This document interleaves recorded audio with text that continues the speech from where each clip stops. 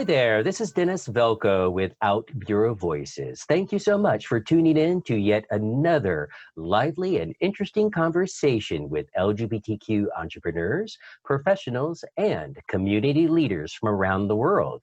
Today, we are pleased to have Dr. Brison Scholar-Lee joining us from St. Louis, Missouri. Thank you so much for joining us, Brison. Thank you for having me. Oh, well, absolutely. We had a really great initial conversation. You have recently joined the OutBüro group on LinkedIn. So for everyone in the audience, both watching or listening across the 14 different podcasting apps, give us a little bit of information about you, and then we'll kind of spawn off from there. Okay, awesome. Well, as you stated, my name is Dr. Brison Scholar-Lee Downing, and I am a 33-year-old man of trans experience. I am currently a Ph.D. candidate at Walden University, pursuing human and social services. I'll be getting I also obtained a master's in philosophy, a master's in management and organizational leadership, a bachelor of science in psychology. And Justice and Law Administration. I get them mixed up, right? And Bachelor of Arts in Psychology. Holy go moly, just wait right there. So you have 2 bachelors, Yes. 2 masters, Yes. and now a PhD candidate. Holy Yes. moly. Have you ever not been in school? Yeah, well, I mean, you don't look 80 years old. but the roots of my hair probably do. No, yeah, no. I actually pursued school. I got my bachelor's in 2010, and then I took a break, and I went and pursued my master's in 2016 and graduated in 2018. And here I am in my doctorate program. I'll be graduating May 2021. Okay. And is there a particular focus in your doctorate program? It's a general focus, but I am doing my dissertation on the experiences of parents of transgender children. So I will be doing my dissertation on that. Mm-hmm. Okay, wonderful. Certainly, certainly there's not enough information and enough resources. So you have a psychology degree, I heard, what's your other Justice and Law. So psychology and justice and law. Well, right there, that would be a fascinating career, right? I mean, you know, going into law and psychology, there's, I mean, just so many things all the way up to, you know, working at the FBI or CIA or something like that. So I could see a really, you know, tight connection between those two. You know, if you've watched CSI or anything like that, you kind of get that. And then your 2 masters are again in philosophy and management and organizational leadership.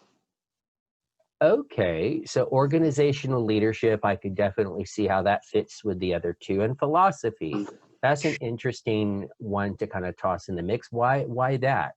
So when you're in your doctorate program, you're basically getting a doctorate in research. So they like to categorize it as philosophy. So my degree will read a master's and philosophy, and it also say human and social services.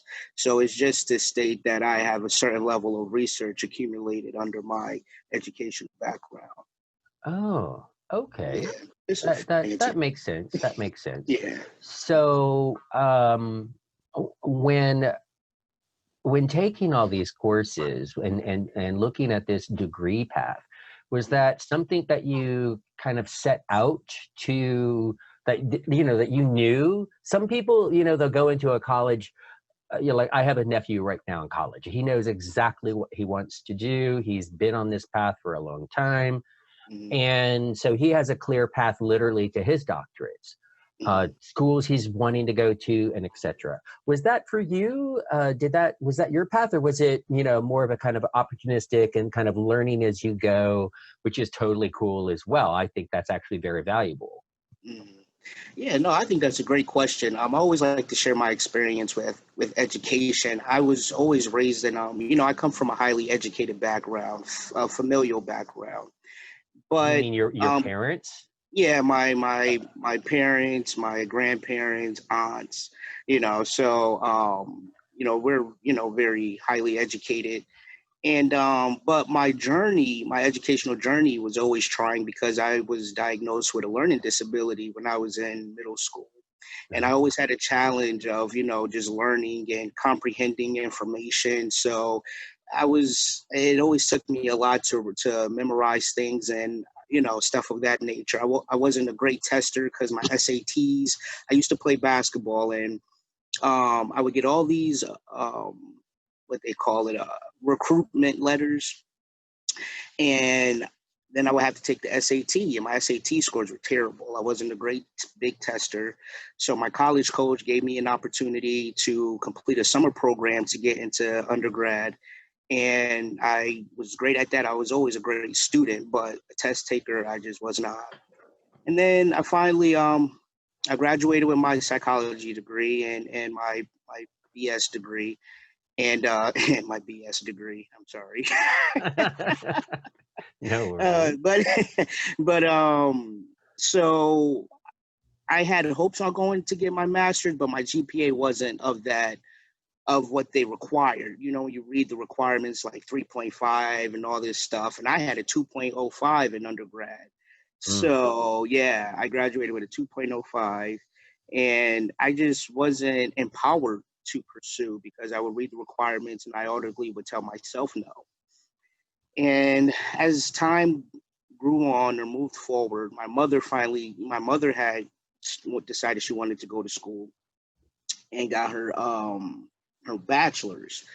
That empowered me to get my master's because I always had a concept or a theory that your parents create your blueprint, and you see what is kind of not yeah, kind of predestined for you, or laid out for you, I should say, but then you always do more than that. So my mother had at the Well, I wouldn't time. say predestined, but I would certainly say as role models or as potentiality. I think there's certainly validity in, if you come from a family who has had a predominantly college people who've gone to college, then then you're more likely to do that.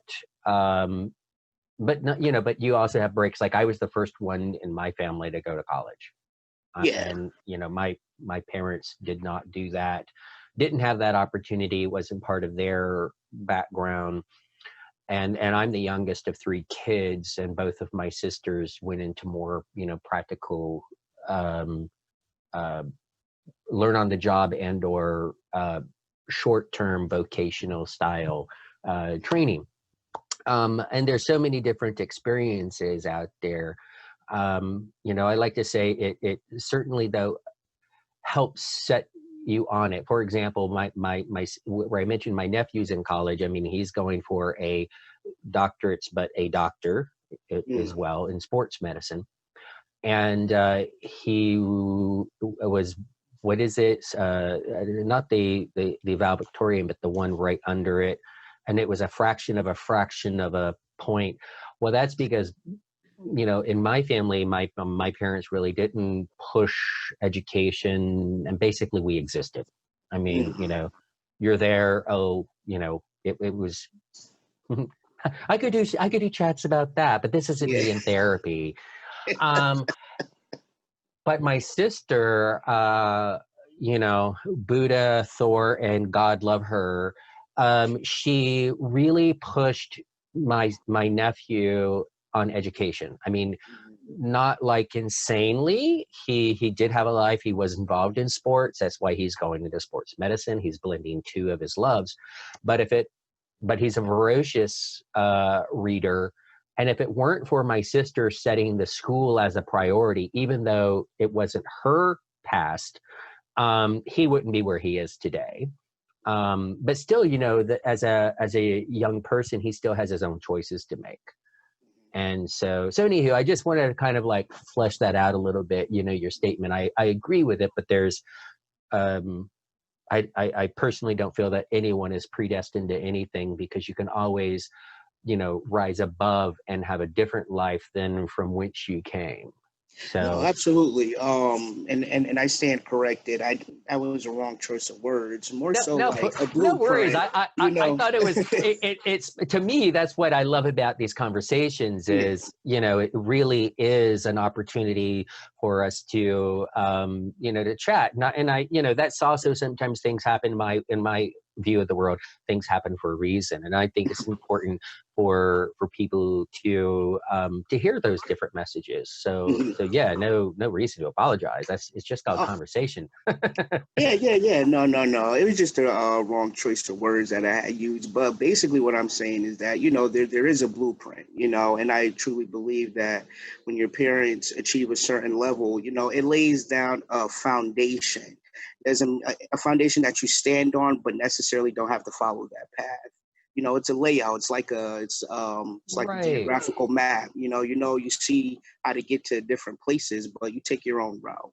Right. So I Yeah. totally agree. I mean, And I think that creates I mean, it helps set some opportunities. I mean, obviously, if a parent, no matter what their economic status is, just like my sister, if the parent sets a precedence that education is important, mhm. then generally the expectation is that you're not going to be spending 4 hours a day playing video games. You're going to be spending 3 hours studying your work and 1 hour of playing video games. You know what I mean?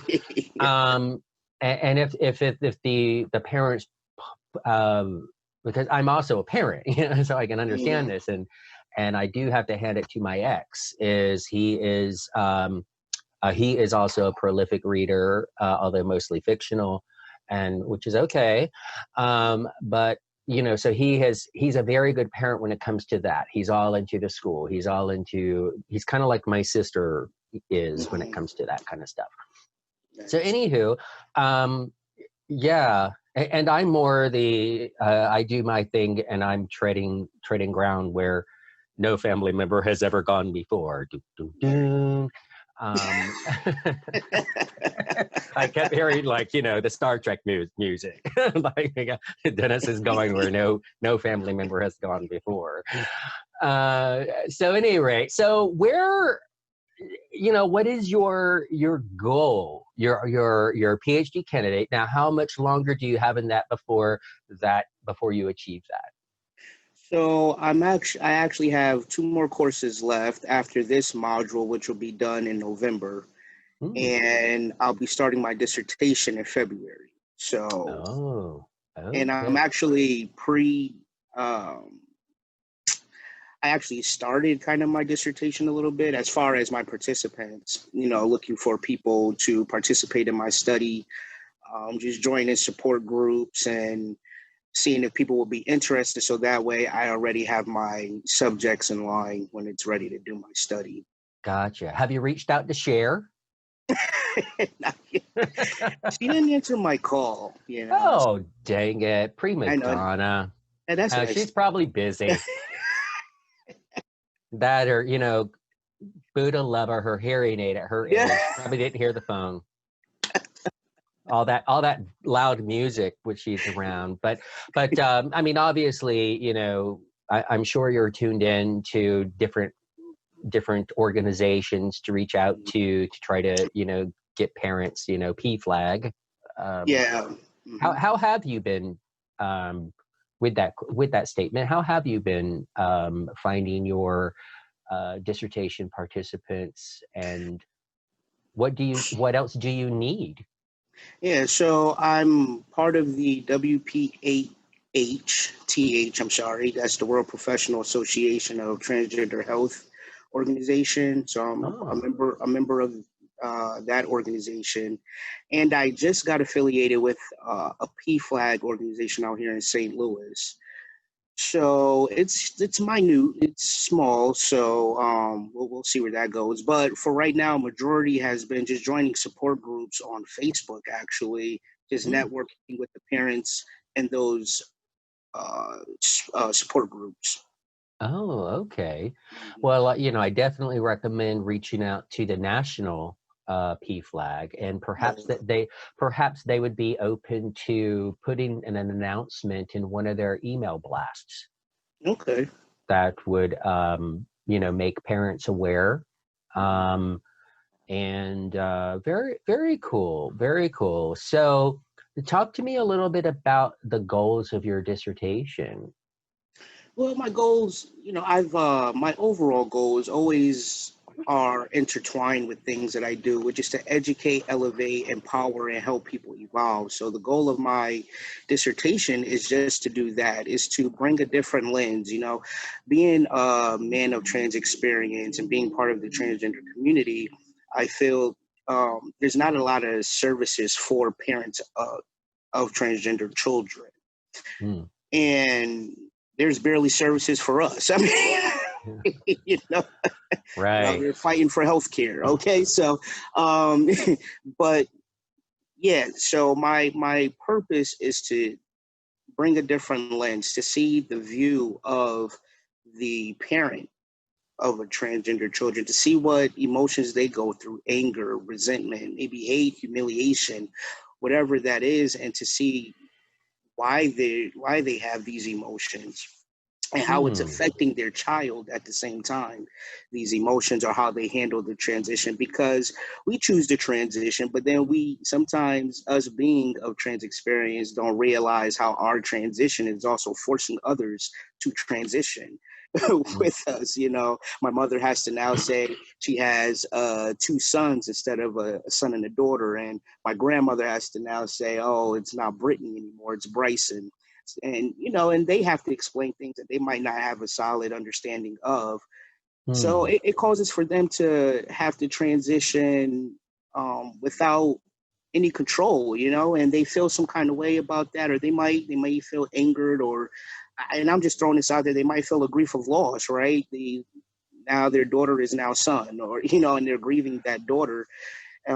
So yeah, it's always, so it's just to bring that lens to the forefront. Like my Hmm. grandmother once told me, she said, "Oh, I had a dream that you had died, but when I go in the living room, you're Bryson, but they told me Brittany was gone." And as I interpreted that dream to my grandmother, I said, probably because you haven't let go of Brittany. You probably haven't let go of Brittany. Brittany is gone. Okay. Right. Brayson's here now. But it's hard and I Right. understand that it's hard. It know me 30 years as Brittany. I started my transition at 30.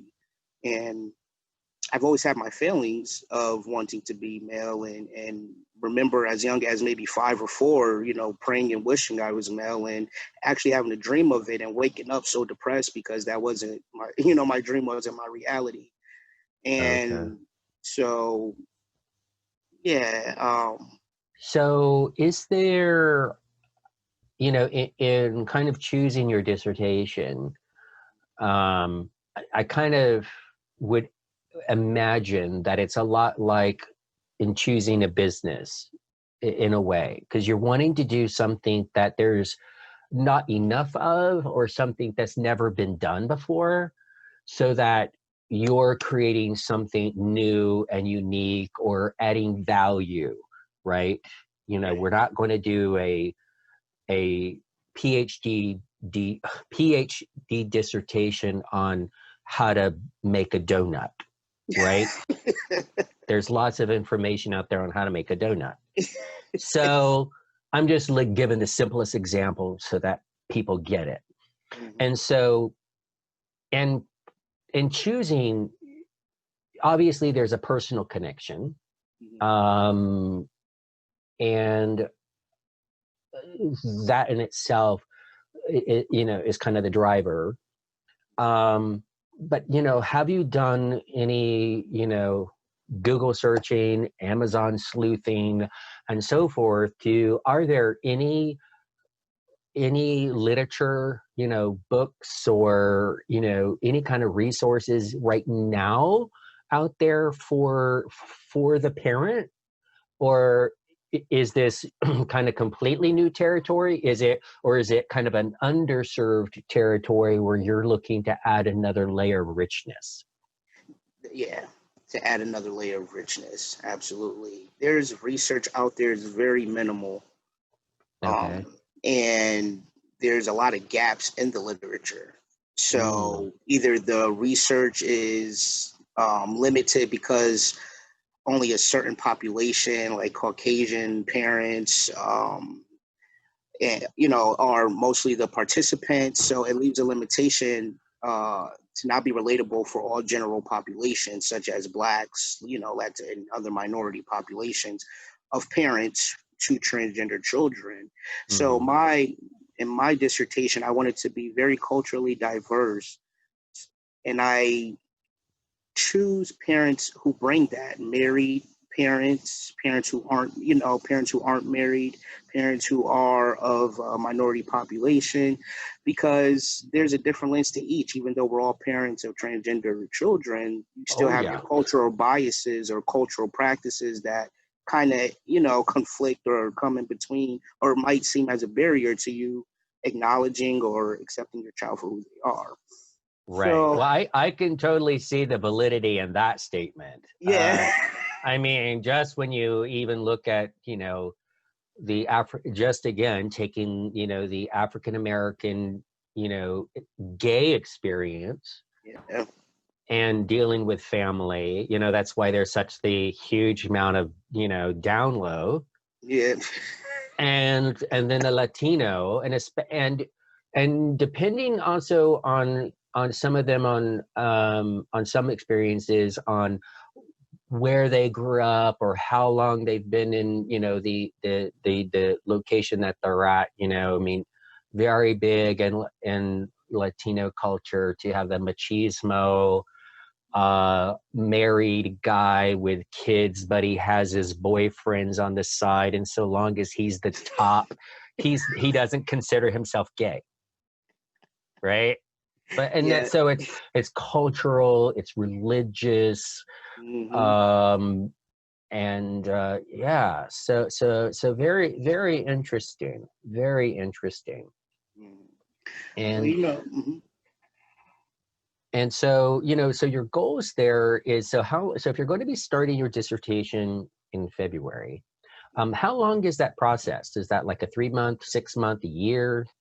They give you 6 to a year to complete your dissertation, but in all honesty, it depends on the process, whether you're approved immediately in your process as far as your prospectus and all that. You have to get approved each level. So they have to approve your topic of study of what you want to even do a study on. You got to approve it, and then you have to go to another level and perform your results. And some people get in the middle of their dissertation and realize they're doing the wrong study, or they're Oh. applying the wrong research method, and they have to start over. So I've heard a lot of different stories, and yeah, so it all Hmm. depends. But Okay. me being proactive, it shouldn't take me, I shouldn't have to go through those certain experiences. I learn from other people's experiences. Let's just say that. Yeah, sure, So, sure. Well, one thing, um just to give a little bit of plug for OutBuro.com, um if you would like, it can be perhaps a resource for you in your dissertation. And here's how: is that when if you would like a free platform where you can have group chats, group conversations, disseminate information to your groups without it being tracked like creepy Facebook, um, then we don't track all of your, how long you sit on something, or how long you view, how long you scroll. I mean they analyze everything. mm, And so for your group members, it's free to join. You can have groups where it's visible on the site, but only members who are part of the group can see the content in the group. there's also the ability to have secret groups. And this might be a way in which maybe you have persons who are okay being on the site, which, by the way, you can actually be on the site and also hide that you're on the site. Make it not public, make it where you don't show up in any results of searching for group members. And then you could be in a group, and and people have to be invited to that group in order to even know that it exists and be accepted into the group. And so it's not public, and it's not even visible on the website. I and my team would be the only people that know that that group even exists. Okay. So there could be ways to kind of mitigate. You know, I haven't really looked at like Facebook, what their groups are, but you know, perhaps of one, just the creepy overlord constantly watching every click you make might make some parents feel uncomfortable as far as, you know, sharing their information with you and so forth. In a group, you're also able to do polls. So you'd be able to poll your members of a group, and you can directly contact all your group members at once. So just letting you know that I give you permission to utilize OutBüro as a communication platform. If you find that it might suit a portion of your needs or some of your needs.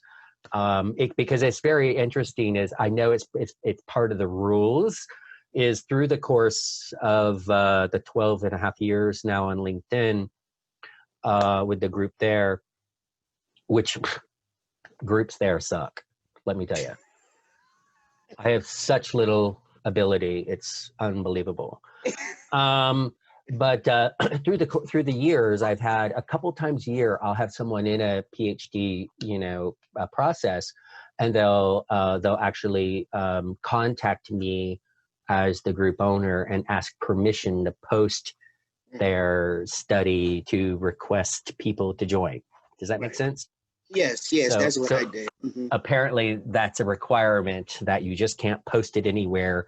That if you're posting somewhere, you know, in a group on a social media, you have to contact the group owner and ask permission to do that. So at any rate, so you have my permission to utilize outbureau.com and the LinkedIn group. So you don't need to ask in the future. If you do, for whatever reason, okie dokie, but you can point your university professors to this video. See, he gave me permission. See, right here. Because it sounds very interested and very needed, and obviously, and pardon me, you know, I'm cisgender. Is that correct pronunciation? I'm a guy. I've always been a guy. I have never had any feelings. I have never even done drag. Once I wore a dress for Halloween, I was 8 years old. And Dolly Parton was very, very famous back then. My father, every single week, watched his show. And for some reason, I decided to be Dolly Parton for Halloween. I thought it was hilarious. And I had pool towels in a top. I mean, they were balloons. And it was so funny because, I mean, that year, I was riding in our little VW Bug around the neighborhood, and I didn't shut the door. And so I actually fell out and fell onto my chest. If it weren't for those big towels, I would have eaten pavement.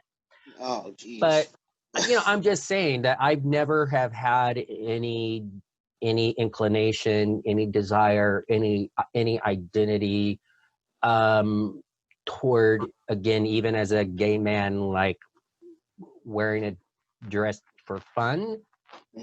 That's not fun to me. So I don't, you know, to me, it's totally different, right? It's totally different. But I can, you know, I've been learning even as a gay man, you know, because it's not the same for me. Just like I have no idea what it'd feel like to be a heterosexual man. Ew, right? I have no, I just can't wrap my brain around it. I personally have never been with a woman. I'm what you call a gold star gay. I have, other than I think twice I've kissed a girl, or they actually kissed me when I was young. A cute teenager with a hair. but one thing, although I know it absolutely does not, equate, it doesn't translate, but I have had something where my parents were devastated. And that's in preparing for when my ex and I were preparing to adopt our son, who's now almost, he's 10 and a half. In April, he'll be 11. We were doing adoption at birth, and I wanted to have one family name. And I didn't want to do a hyphenated name, because that's putting our bullshit onto a child before they're even born, right?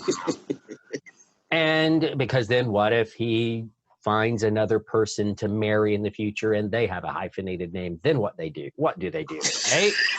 They have 4 last names? Really? Just, it's call me Dennis X.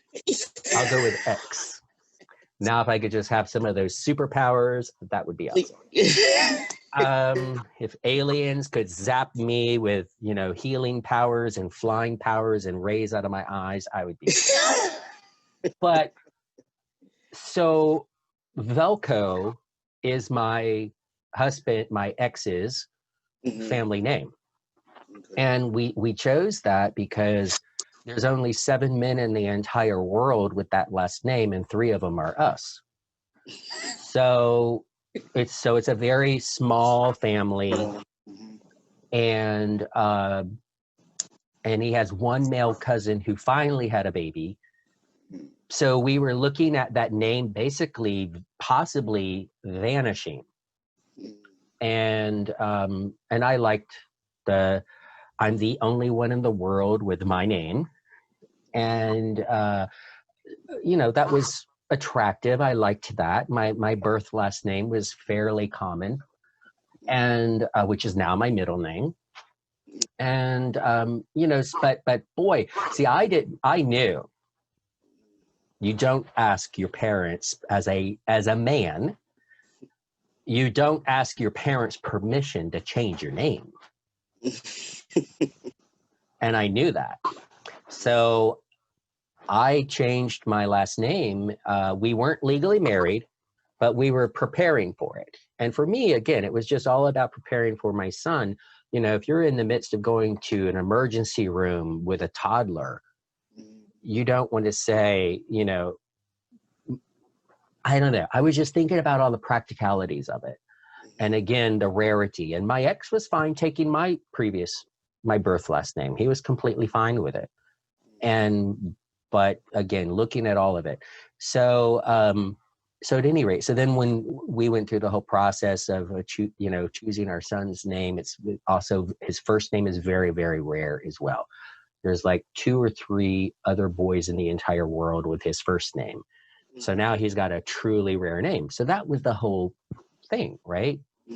Well, when I finally told my dad, he's still to this day, 14 years later, can't get over it. And so I'm just saying that, I couldn't imagine if I also came out and said, oh, I'm no longer Dennis, I'm Denise, or I'm, Sheila, or whatever. Just taking that little experience and how hard that still is for them, I couldn't imagine the difficulties, the personal things that you would have to go through yourself, let alone your own everything, right? And then, as you stated when we first started this conversation, everything in and around the rest of the family, everyone has to, even, your grandparents, your cousins, your aunts, your uncles, everyone kind of has to adapt with you, and they didn't make the choice. Right. You did. Right.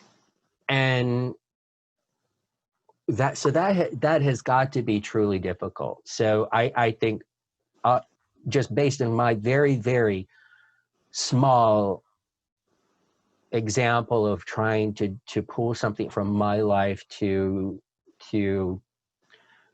empathize and identify with what you and what everyone of transgender experience must go through, is that would be very tough.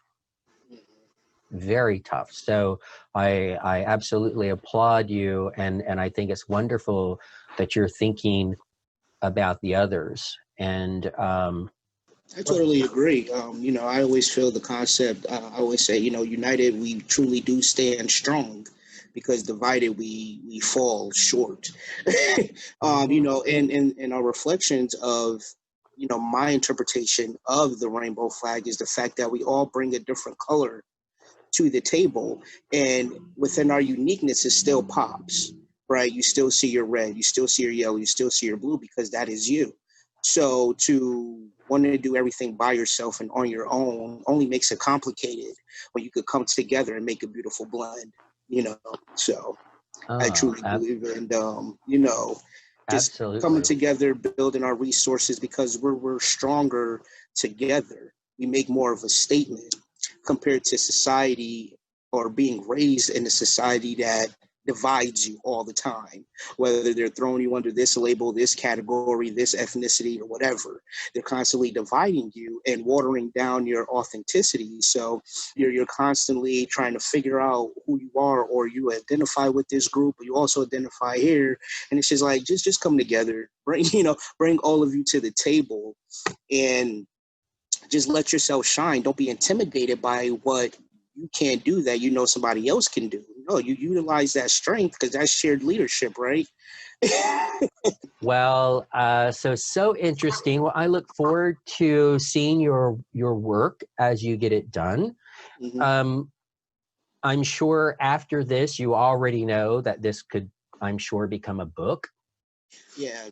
So that's my goal, is to, publish it, even make it a documentary. So, well, as that happens, would love to have you back Oh, absolutely. and share your findings, and of course, then promote your material, your books, promote your groups on our site, and/or promote your own website, Mm-hmm. where people can find you in the future, both now and in the future. And it will be some interesting stuff. Looking forward to that. Yeah, absolutely. I definitely appreciate you opening your platform to me, hosting me on your platform. So I definitely will be taking you up on your offer. And yeah, of course, you can find me at transparentlifeconversations.com. TransparentLifeConversations.com. We'll have that in the show notes. Yes. Yes, I do life coaching services for LGBTQ youth, and specializing in transgender youth and families. Trans. So, Okay. You'll need to add corporate diversity and inclusion consulting onto that roster. yes, I do. Yes, yes, yes, yes. I do consulting, business consulting and stuff in another Okay. organization. Yeah. All right. Well, super. Well, it has been such a pleasure chatting with you today, and lots of great content. I'm sure a portion of our content will touch many lives. Yes. All righty, Brison. Thank you so much. Again, thank you everyone for listening. This is OutBüro Voices. Be sure to hit that subscribe button down below to make sure that you are notified of future episodes. And to be proactively notified, click that bell. That ensures that notifications get on your desktop or your mobile app.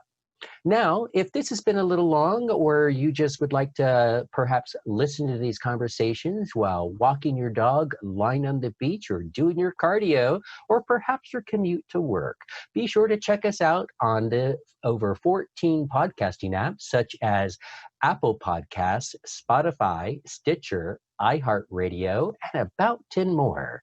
Thank you so much. This is Dennis Velco with OutBüro. That's OUTBURO.com.